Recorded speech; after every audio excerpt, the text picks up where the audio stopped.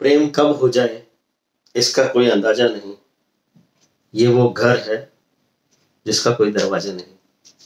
नमस्कार दोस्तों, मैं महेश कुमार केशव एक बार फिर से आपका हार्दिक स्वागत करता हूं अपने YouTube चैनल astrospecialist.com में।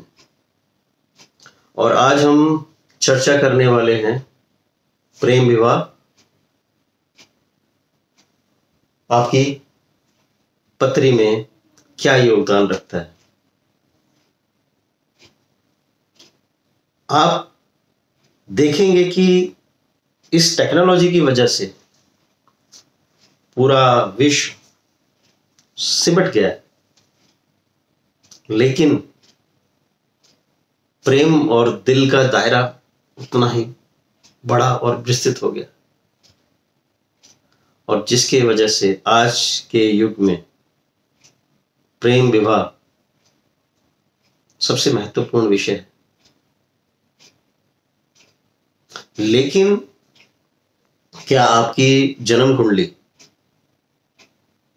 प्रेम विवाह की आज्ञा देती है? क्या वो योग हैं आपकी कुंडली में जिसमें आपका प्रेम विवाह हो सके? समाज, घर, परिवार से एकदम विरक्त होकर के, अलग होकर के अपने जीवन को सफल कर सके। मैं उन सभी प्रेम करने वालों के लिए, उनके सहयोग के लिए, उनकी सहायता के लिए एक छोटा सा प्रयास अपने जन्मपत्री के माध्यम से समझाने का करना चाहता हूं, ताकि कहीं ना कहीं किसी न किसी रूप में उनको ये सहायता मिले। क्योंकि बहुत सारे लोगों के मन में ये एक जिज्ञासा रहती है, जो प्रेमी युगल हैं उनके मन में ये जिज्ञासा रहती है कि क्या हमारा विवाह हो भी पाएगा या नहीं। तो अपनी इस गणित के कारण अगर मैं किसी के जीवन में थोड़ा सा भी योगदान कर पाऊं तो मैं अपने आप को बहुत भाग्यशाली समझूंगा। मैंने कुंडली तो कर्क लगन की लगाई है यहाँ पर बोर्ड में, और इसके पीछे कारण भी है। कर्क लगन चंद्रमा का लगन है, और चंद्रमा मन का, मस्तिष्क का कारण है, और प्रेम सदैव मन से होता है। हम दिल से प्रेम करते हैं, वो बाद में, कितनी गहराई से करते हैं वो बाद में।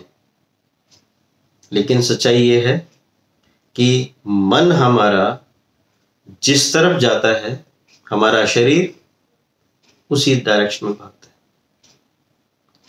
तो आपका ज्यादा समय न लेते हुए मैं आज कुछ पत्रिका बनाकर लेके आया हूं, और इसके माध्यम से मैं आपको समझाने की कोशिश करूंगा।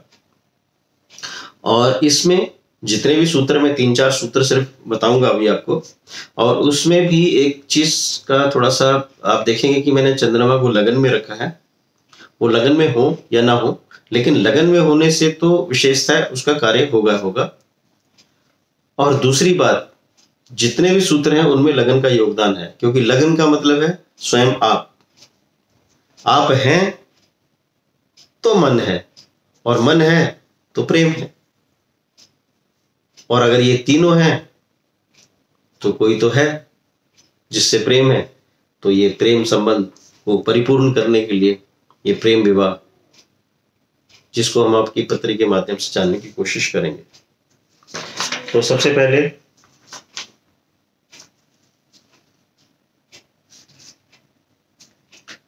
ये कुंडली मैंने बनाई है तुला राशि की। राशि इसमें कोई भी हो सकती है।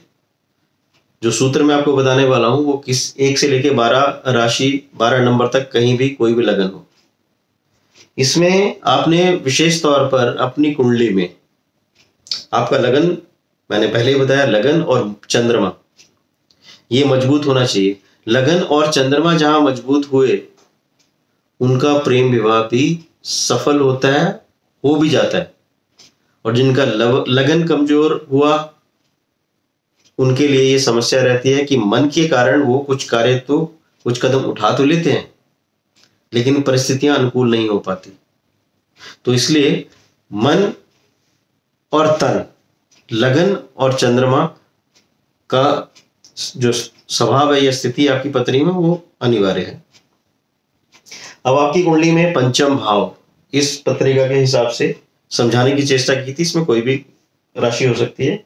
इसमें पंचम भाव में बैठे हैं मंगल, शनि की राशि में, कुंभ राशि में, और सप्तम भाव जो आपके पत्नी का और पत्नी की पत्रिका में पति का स्थान है, उसके घर में बैठे हैं शुक्र, बुध और शनि। मुझे इसमें विशेषतः शनि को देखना है कि पंचम भाव का स्वामी अगर सप्तम भाव में बैठा हो और सप्तम भाव का स्वामी अगर पंचम भाव में बैठा हो, इसको एक्सचेंज बोलते हैं, राशि परिवर्तन। अगर ऐसा योग किसी भी पत्रिका में है तो प्रेम विवाह निश्चित। एक सूत्र। अब दूसरा सूत्र मैं आपको समझाने की कोशिश करता हूं।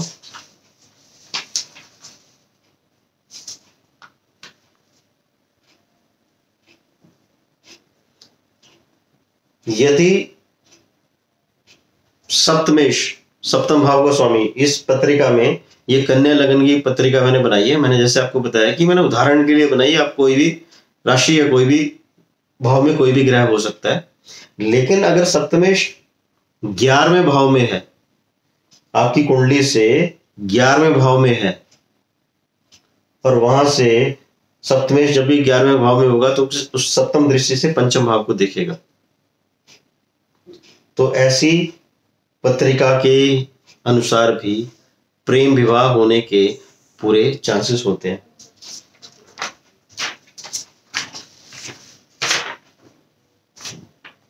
एक उदाहरण कुंडली मैंने और बनाई है। ये मैं आपको सूत्र बता रहा हूं, क्या क्या सूत्र आपकी पत्री में हो सकते हैं। किसी की पत्री में एक सूत्र हो सकता है, किसी में दूसरी हो सकता है। अब एक कुंडली मैंने और बनाई है जो मेष लगन की है। लेकिन जैसा कि मैंने पहले बोला कि इसमें ग्रह और राशियां कोई भी हो, लगन कोई भी हो, विशेषता जो सूत्र मैं बता रहा हूं ये किसी भी लगन या किसी भी राशि में हो सकते हैं। अगर आपकी कुंडली में मंगल और शुक्र की युति किसी भी घर में है, सप्तम और पंचम में तो विशेषता नहीं, तो किसी भी अगर घर में मंगल और शुक्र की युति बनती है तो ऐसे में प्रेम संबंध होना बहुत लाजमी है और होते ही हैं।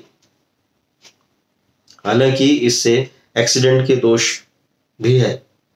ऐसे जातक जितने भी होंगे उनके शरीर में कभी ना कभी चीरफाड़, कोई चीरा लगा होगा या लगेगा, टांका लगा है या लगेगा, ये दोष भी है और ये प्रेम संबंध भी कुंडली में बनाता है।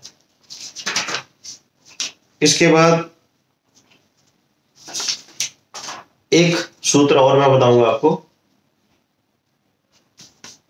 कि यदि आपकी कुंडली के अंदर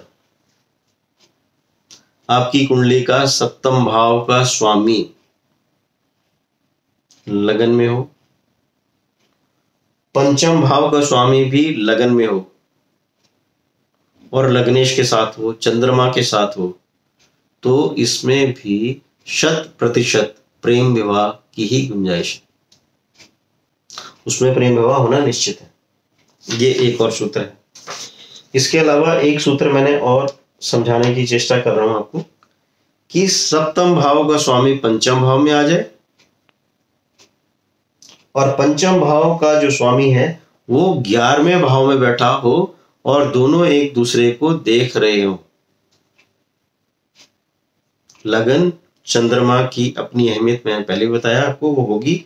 लेकिन अगर ये सूत्र भी है तो ऐसे में आपकी कुंडली के अंदर प्रेम विवाह होना निश्चित है। तो दोस्तों ये कुछ सूत्र मैंने बहुत साधारण, इसके अलावा बहुत सारे ऐसे और सूत्र हैं, लेकिन ये बहुत साधारण सूत्र हैं जो आप अपनी पत्रिका में देख सकते हैं। अब विवाह आपका सफल होगा, परिवार आपका सहयोग करेगा, माता पिता की मर्जी होगी, समाज आपको अपनाएगा। ये प्रेम विवाह कितने समय तक चलेगा, ये अलग से पत्रिका का अध्ययन करने का विषय है।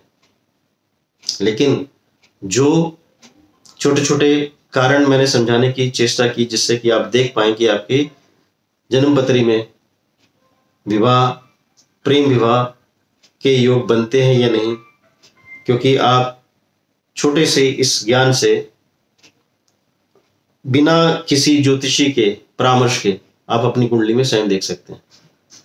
तो आशा करता हूं कि मैंने आपके इस विषय को, आपके मन से जो भी डाउट्स रहे होंगे उनको पूरा करने की मैंने चेष्टा की है। तो एक बार बहुत बहुत धन्यवाद आपका फिर से, और उम्मीद करता हूं कि आप इसी तरह से अपना प्रेम मुझे देते रहें और मेरे इन चैनल को आप लाइक करें, शेयर करें, सब्सक्राइब करें। जय श्री राम।